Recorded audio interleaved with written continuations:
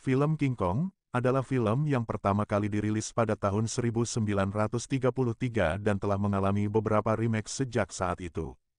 Ceritanya umumnya berkisar pada penangkapan dan membawa King Kong, seekor kera raksasa, dari Pulau Tengkorak ke New York City. Film ini sering menggambarkan ketegangan antara manusia dan hewan buas, sementara hubungan antara King Kong dan seorang wanita, seperti Endaro, juga menjadi tema utama. Film ini terkenal karena efek khususnya yang revolusioner pada zamannya dan telah menjadi ikon dalam sejarah perfilman. Beberapa adaptasi modern termasuk elemen fiksi ilmiah dan fantasi yang lebih canggih. King Kong, versi 2005 yang disutradarai oleh Peter Jackson adalah sebuah epik yang menghadirkan kembali cerita klasik dengan penuh ambisi dan rincian visual yang luar biasa. Film ini menelusuri petualangan Endaro, diperankan oleh Naomi Watts, dan krunya yang mendekati pulau misterius, Skull Island, yang dihuni oleh makhluk-makhluk prasejarah termasuk Kong, kera raksasa.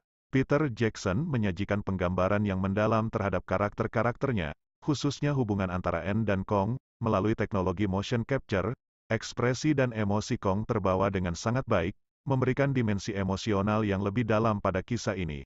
Pertarungan seru di Skull Island dan momen dramatis di New York City menjadi puncak dari perjalanan yang penuh tantangan. Dengan durasi yang lebih dari 3 jam, film ini memungkinkan penonton untuk terlibat sepenuhnya dalam dunia yang dibangun dengan cermat, efek visual yang revolusioner pada zamannya, skor musik yang menggugah, dan pemeran yang berbakat semuanya berkontribusi untuk menjadikan King Kong versi 2005 sebagai interpretasi yang mendalam dan mendebarkan dari kisah klasik.